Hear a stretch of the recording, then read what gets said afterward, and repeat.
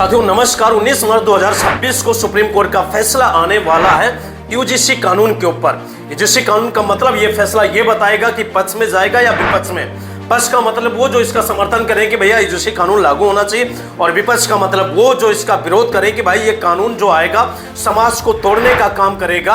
अब देखना है कि 19 मार्च को सुप्रीम कोर्ट का क्या फैसला होता। और सबसे बड़ा प्रश्न कि आखिर यूजीसी कानून को हमारे भारत देश में जरूरत क्यों पड़ी। और दूसरा सबसे बड़ा प्रश्न, अगर किसी जाति के नाम पे एससी ओबीसी एसटी समाज के साथ जाति के नाम पे धर्म के नाम पे शोषण किया जाता, मानसिक तौर से प्रताड़ित किया जाता, तो उसके ऊपर कार्रवाई क्यों ना की जाए। और तीसरा सबसे बड़ा प्रश्न, अगर किसी व्यक्ति के ऊपर गलत आरोप लगा दिया जाता है तो उसके ऊपर भी सख्त से सख्त कार्रवाई क्यों ना की जाए। 3 स्टेप। चौथा स्टेप, सुप्रीम कोर्ट का फैसला किस तरफ होगा। तो बिना लाग लपेट के, बिना देरी के इस चीज को हम विस्तार से आसानी भाषा में समझते हैं, हल्ला बोलने वाला नहीं, बिल्कुल विस्तार से समझते हैं। तो बिना देरी के समझते हैं। अगर पहली बार भैया देख रहे हैं तो फॉलो जरूर कर लीजिएगा, ज्यादा से ज्यादा इस वीडियो को शेयर कीजिए। तो चलिए शुरुआत करते हैं कि यूजीसी कानून की जरूरत क्यों पड़ी। तो सबसे बड़ा कारण यह है, हमारा भारत देश आजादी के बाद भी जितने भी दलित पिछड़े ओबीसी समाज के लोग थे, आदिवासी समाज के लोग थे, उनको शिक्षा का समान नहीं था, हक नहीं था कि भैया तुमको शिक्षा दिया जाएगा। लगातार उनके साथ भेदभाव किया जाता था स्कूलों के अंदर, जिसकी वजह से सरकार ने फैसला लिया कि भैया यूजीसी कानून लागू किया जाए। यूनिवर्सिटी ग्रांट्स कमीशन जितने भी स्कूलों के अंदर, कॉलेजों के अंदर, ताकि किसी के साथ शिक्षा के विषय में, एजुकेशन के विषय में उनके साथ प्रताड़ित ना हो, सबको बराबर मिलना चाहिए। ये सरकार ने फैसला लिया, जिसकी वजह से लागू किया गया। समय समय पर इसको और मजबूत किया गया। इसी का नतीजा रहा कि यूनिवर्सिटी ग्रांट्स कमीशन 2026 के अंदर बहुत ही सख्त नियम लागू किया गया। अगर लगातार, क्योंकि ऐसे घटनाएं लगातार हमारे देश में आ रही थी। एक रोहित वेमुला करके व्यक्ति थे जिनको एबीपी के छात्रों ने इतना ज्यादा प्रताड़ित किया, जिसकी वजह से उन्होंने आत्महत्या कर लिया। नतीजा यह हुआ तो सुप्रीम कोर्ट ने भाई साहब चूड़ी कसा स्टेट गवर्नमेंट को भी और सेंट्रल गवर्नमेंट को, भैया कानून इसको मजबूत कीजिए, क्योंकि लगातार ऐसी बहुत सारी घटनाएं जिसकी वजह से यह कानून मजबूती के साथ सख्त पेश हुआ। अब इसका लोग विरोध करना शुरू कर दिए। कुछ लोगों का कहना है कि भाई अगर ये कानून लग जाता है कॉलेजों के अंदर तो बिल्कुल कॉलेजों के अंदर लोग डर का माहौल होगा, समाज को बांटने का काम करेगा, ऐसा लोगों का कहना है। और सबसे बड़ा प्रश्न, दूसरा प्रश्न ये है, अगर किसी एससी के साथ, ओबीसी एसटी समाज के साथ अगर जाति के नाम पे, धर्म के नाम पे प्रताड़ित किया जाता, मानसिक तौर पे अगर वो कंप्लेन भी करते तो मास्टर साहब कहते ठीक है आने दो मौका, जैसे मौका आएगा तुम्हारा हम नंबर कम कर देंगे। ऐसा लगातार, अभी आपने देखा होगा कि एक दिल्ली के अंदर एक मास्टर साहब था, उनका वीडियो आया कि भैया तुम गधे को भाई साहब घोड़ा नहीं बना जा सकते। मतलब इस तरीके की सोच हमारे आज भी हमारे भारत देश के अंदर अध्यापकों के, तो जिसकी वजह से इस कानून की जरूरत है।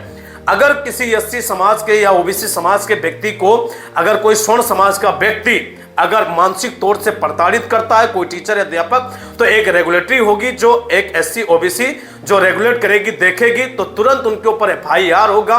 नतीजा ये होगा कि उनको कानूनी रूप से जमानत भी मिलने वाला नहीं, बहुत मुश्किल से मिलेगी, जिसकी वजह से इतनी मजबूती के साथ ये कानून बनाया गया 2026 के अंदर। अब कुछ लोग इसका विरोध करें, जो मुख्य बिंदु यह है कि भैया ये कानून जब आएगा तो लोगों को, समाज को तोड़ने का काम करेगा। कोई ऐसे ही आरोप लगा देगा कि भैया ये हमारे साथ गलत कर रहे हैं, तो भाई बहुत गलत हो जाएगा, जिसकी वजह से लोग रोड पे आकर के विरोध करना शुरू कर दिए। नहीं, देखिए, इस कानून के तहत ऐसा भी धारा आईपीसी है कि अगर कोई व्यक्ति गलत आरोप लगाता है कि भैया ये हमारे साथ गलत के, तो उसके ऊपर भी कार्रवाई की जाएगी। आईपीसी के तहत कार्रवाई की जाएगी, क्योंकि इस कानून का मतलब यह नहीं कि किसी निर्दोष के साथ भी गलत किया जाए। अगर गलत हो रहा तो उसको इंसाफ मिलना चाहिए, और किसी निर्दोष के साथ अगर गलत कर रहा, जो आरोप लगाने वाला है, उसके ऊपर भी कार्रवाई होनी चाहिए, बाकायदा मजबूत है।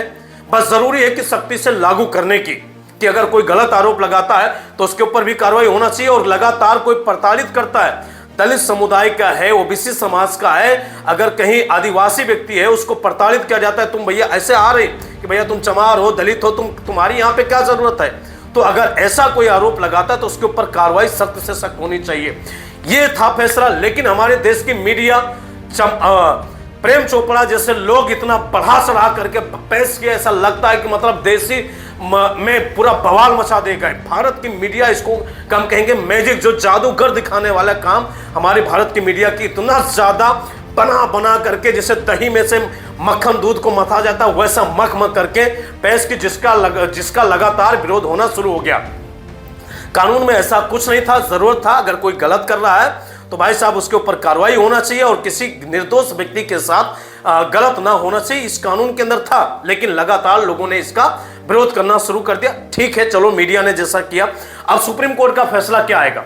तो सुप्रीम कोर्ट का जहां तक अनुमान यह है कि फैसला यह आएगा कि भैया कानून रहेगा, अगर कोई गलत आरोप लगाता है तो उसके ऊपर भी कार्रवाई आईपीसी के तहत होनी चाहिए।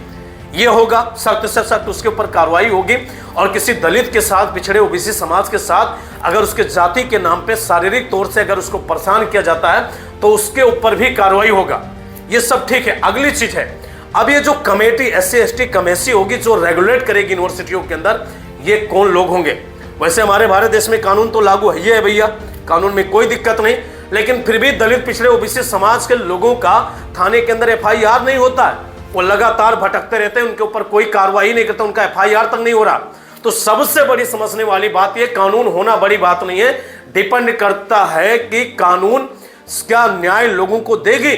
नहीं तो पटा दिया जाए, ऐसे लोगों को बैठा दिया जाए और पता चले कि कानून तो बन गया फिर वैसे के वैसा रह जाएगा। तो सबसे बड़ी बात है कि कानून में फैसला लेने वाले कौन लोग होंगे, कौन जांच करने वाली कमेटी होगी, यही सबसे बड़ा पॉइंट है दोस्तों इस कानून में।